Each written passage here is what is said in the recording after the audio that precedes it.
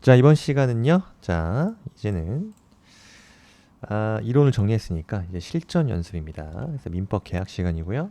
중요 쟁점 쇼터디 플랫폼을 통해서 살펴보도록 하겠습니다. 첫 번째 시간으로는 민법 계약에서 자, 현상 광고에 대한 성립과 효과입니다. 그럼 현상 광고에 대한 개념을 먼저 써야겠죠?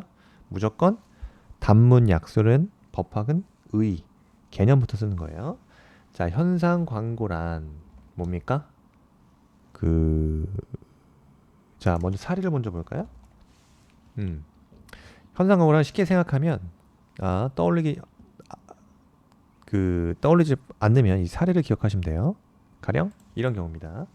현상 광고를 가장 많이 볼 수 있는 데는 소위 길거리에 있는 전봇대라고 보시면 됩니다. 전봇대에 보면 가끔 행방불명된 강아지를 찾습니다. 이렇게 광고를 때린다는 거예요. 그래서 잃어버린 강아지를 찾아주시면 얼마, 뭐 10만 원, 뭐 20만 원의 사례금을 주겠다라는 등의 광고예요. 그래서 행방불명된 강아지를 찾아주시면 10만 원의 사례금을 제공합니다. 주겠다. 이게 바로 현상 광고예요. 광고다, 광고. 여기서 말하는 광고는 뭐죠? 불특정 다수인에 대한 의사표시죠. 네, 그래서 특정인에 대한 의사표시면 광고다, 광고가 아니다. 그리고 관념의 통지, 뭐 사원총회 소집 공고 같은 경우에요. 사원총회 소집 공고 같은 관념의 통지는 광고다, 광고가 아닙니다. 자, 여기서 그리고 자, 현상과 의의를 쓸까요? 자, 당사자의 일방이 특정한 행위를 한 자에게 보수를 지급할 것을 표시하는 거예요. 10만 원 사례금 주겠다는 표시하고요. 자, 이에 응한 자가 그 광고에 정한 지정행위, 여기서 말하는 지정행위는 강아지를 찾아주는 행위죠. 그러한 지정 행위를 완료함으로써 성립하는 계약이다. 아시겠죠? 이게 현상 광고에 대한 개념이고요. 자, 성립이야. 첫 번째, 광고자가 광고 행위가 있어야 된다. 그 다음에 광고는 자, 응모 행위가 구체적으로 지정되어야 하고 지정 행위를 한 자에게 사례를 하겠다. 즉 보수를 지급하겠다는 내용이 포함되어 있어야 합니다. 그래서 판례는 광고의 조건이나 기한을 붙일 수 있다고 보는 거죠. 그 다음 두 번째, 지정 행위의 완료예요. 누가? 응모자가. 자, 응모자가 지정 행위를 완료해야 된다. 근데 중요한 건요. 응모자가 광고 있음을 알지 못하고 지정 행위를 완료했더라도 상관 있나요? 상관없습니다. 이게 무슨 말이죠? 지금 사례에서요. 그 현상 광고가 있음을 모르고 강아지를 데려온 사람이 있다면, 그죠? 광고를 낸 사람은 모르고 그 집 개를 강아지를 데려온 사람에게도 보수를 지급해야 될 채무가 있다 이겁니다. 그래서 응모자가 광고 있음을 알지 못하고 지정 행위를 완료했더라도 광고자는 그죠? 보수 지급 의무를 부담하는 거예요. 그래서 세 번째 쟁점 현상 광고에 대한 효과이죠. 첫 번째 광고자의 보수 지급 의무다. 의무가 발생된다. 그래서 지정 행위를 완료한 자는 자, 지정 행위를 완료한 자는 자, 광고자에게 뭘 청구할 수 있다? 보수의 지급을 청구할 수 있다 이겁니다. 그리고요. 자, 지정 행위를 완료한 자가 수인일 수 있다. 그러면 먼저 완료한 자가 보수 청구권을 취득하는 것이고 동시에 완료한 경우 동시에 완료했다. 이때는 자, 가분인 경우에는 균등한 비율로 근데 보수가 불가분인 경우에는 추첨 등을 통해서 보수를 받을 권리가 있다. 그 다음에 자, 효과에 있어서 현상 광고의 철회입니다. 현상 광고의 철회. 걷어들이는 거죠. 자, 현상 광고에 대한 철회. 광고에서 이거죠. 광고에서 지정 행위의 완료 기간을 정한 경우. 보세요. 광고에서 자 지정 행위 완료 기간. 예, 기간 판례는 조건과 기간 정할 수 있다 그랬죠.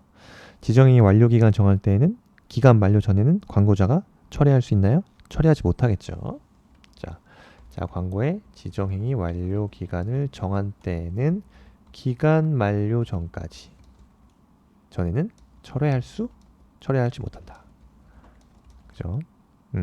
근데 광고에 자, 지정 행위의 완료 기간을 따로 정하지 아니한 때에는요. 그 행위를 완료한 자가 있기 전에는 당연히 광고 철회할 수 있습니다. 그 완료한 자가 있기 전에는 살짝 걷어들이면 되는 거죠. 광고 철회 가능하다. 자, 그렇습니다. 그래서 이 정도 쓰시면 돼요. 그 다음에 현상 광고에 대한 성립과 효과, 그리고 나올 수 있는 쟁점은 이제 우수 현상 광고. 현상 광고를 그러니까 차이는 그거죠. 현상 광고의 지정 행위를 완료한 자 가운데 그 어떤 우수한 자에게 보수를 지급하는 우수 현상 광고도 678조에 있다는 거예요. 그래서 우수 현상 광고는 광고에 지정한 행위를 몇 사람이 했을 경우 경쟁자가 있는 거죠.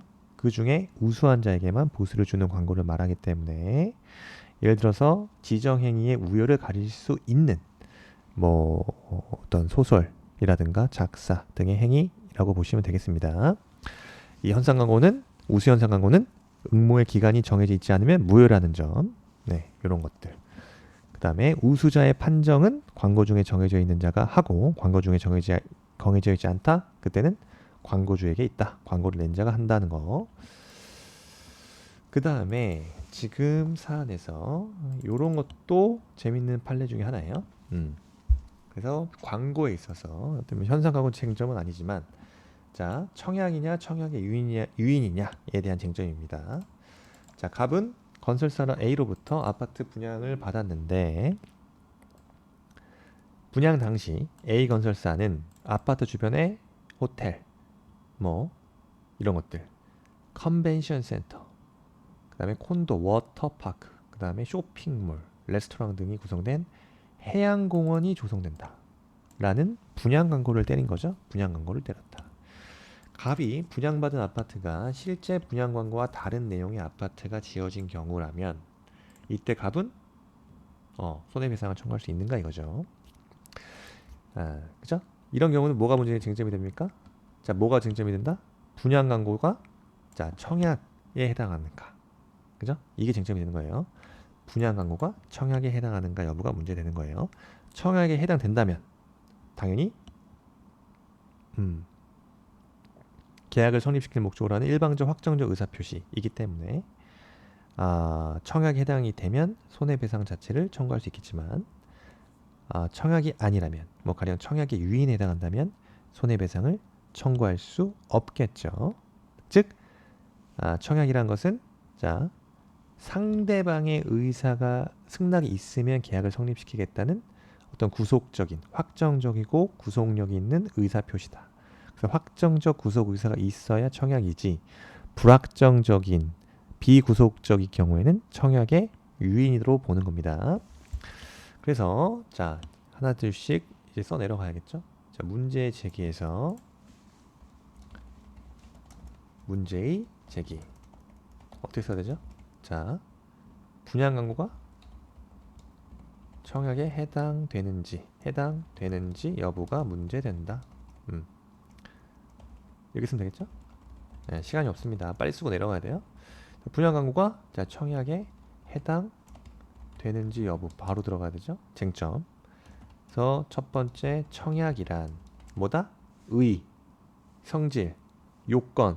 자 목차 키워드 보시면 쓰시면 돼요. 청약이란 자 목차를 봐서 누가? 청약자가 상대방의 승낙과 결합하여 일정한 계약을 성립시킬 목적으로 하는 일방적 확정적인 의사표시가 바로 청약이다. 그죠? 그럼 성질이에요. 그럼 청약은 어떤 성질을 갖고 있는가? 의사표시다. 하나의 의사표시로서 그 법률 사실에 해당한다 이겁니다.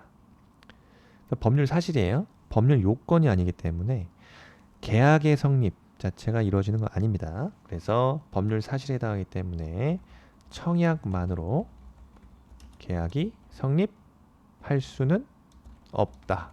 그죠? 그러면 청약과 승낙의 의사표시에 합치가 있어야 계약이 성립되는 거죠. 그 다음에 청약의 요건이 있다면요. 그래서 먼저 자 청약자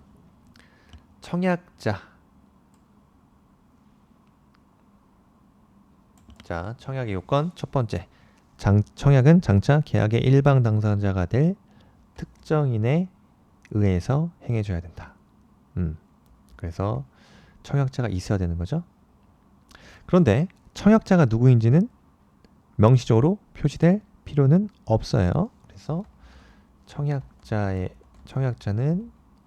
장차 계약의 일방 당사자가 될 특정인에 의하여 행해져야 한다. 청약자가 누구인지는 명시적으로 표시될 필요는 없다. 그 다음에 상대방이 있어야겠죠. 이거는 꼭 특정인일 필요는 없다. 특정인일 뿐만 아니라 자 불특정인에 대하여도 가능하다. 그 다음에 확정적인 의사표시해야 된다. 확정적 의사표시일 것이 요구되는 거예요. 그래서 청약은 청약의 유인과 달리 승낙자의 그 단순한 동의만 있으면 계약이 성립할 수 있을 정도로 내용 자체가 확정적이어야 된다는 겁니다. 즉, 자 계약은 승낙의 유무에 의하여 결정되고 청약자가 별도의 의사표시가 할 필요가 없는 거죠. 이 점에서 바로 청약의 유인과 구별되는 거예요. 청약의 유인과 구별된다. 그래서 청약과 청약의 유인을 청약 유인이 뭡니까? 네. 구별해야 되는데 청약 유인이라는 것은 타인으로 하여금 청약을 해올 것을 촉구하는 행위다. 확정적 의사표시가 아니에요. 확정적 의사표시가 아닌 게 바로 청약의 유인인 거예요. 그래서 확정적인 의사표시인 경우, 즉 승낙자의 단순한 동의만 있으면 계약이 성립할 수 있을 정도로 그 내용 자체가 확정적이어야 된다.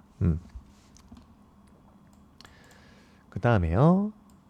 그렇기 때문에 청약자가 별도의 의사표시할 필요가 없이 오로지 승낙 유무에 따라서 계약이 결정되는 거다. 이 점에서 청약의 유인과 구별된다. 그 다음에 우리 기억해야 될 판례 하나 기억하자. 자, 모분답안에도 항상 나오는 게 바로 요 판례입니다. 그대로 갖고 오면요. 아파트의 외형, 재질, 구조 등에 관한 것은 계약의 내용에 청약이 해당되지만 지금 아파트의 외형, 재질, 구조 등에 관한 것은 청약이에요. 그 내용 자체가 확정적이라는 거죠. 근데 자 분양 광고에 있어서 이거는 우리 판례는 뭐라고 봅니까? 분양 광고의 내용은 일방적으로 청약의 유인으로서의 성질을 가지는데 불과하다. 이거 외워야겠죠? 뭐라고요? 아파트 분양 광고의 내용은 일반적으로 청약의 유인으로서의 성질을 가지는데 불과하다. 외웠죠? 이 한 줄 무조건 써야 되는 거죠. 따라서 이를 이행하지 아니하였다 하여 분양자에게 계약 불이행의 책임을 물을 수 없다. 그러면은 자 여기서부터 여기까지를 우리 판례 입장으로 한 줄, 두 줄 정도 외워야 된다는 거예요. 다시 자 제가 지금 지웠어요. 제가 지운 이 부분을 우리 머릿속에 잘 기억하셔야 됩니다. 네모 속에 들어갈 말을 쓰시오. 서술형으로. 자, 뭡니까? 판례는 아파트의 외형, 재질, 구조 등에 관한 것은 계약의 내용으로 청약에 해당되는 게 맞아요. 그런데 뭐다? 아파트의 분양 광고의 내용은 일반적으로 청약의 유인으로서의 성질을 가지는데 불과하다. 그렇죠? 따라서 이를 이행하지 아니하였다 하여 누구한테? 분양자에게 채무불이행, 즉 계약 불이행의 책임을 물을 수는 없다. 아시겠죠? 이 부분이요. 그래서 판례에 의하면 해양공원을 조성하겠다는 광고는 아파트의 외형, 재질, 구조에 관한 것은 아니죠. 따라서 계약의 내용이 될 수 없다. 즉 청약에 해당되지 않는다는 겁니다. 그래서 문제의 해결. 자, 사안의 경우 분양 광고는 일반적으로 청약의 유인에 해당하여 계약의 내용에 되지 않는다. 따라서 계약상 청구할 수 없다. 아시겠죠? 자, 이번 시간 현상 광고 다뤘고요. 자, 이런 식으로 쇼토디에는 다양한 쟁점들이 다 담겨 있어요. 하나하나 뜯어가시면서 이해하시면서 암기 연습을 계속 끄집어내시면은 분명히 실제 시험에서 좋은 결과를 받으실 수 있다. 자, 쇼토디 하세요. 오늘도 수고하셨습니다.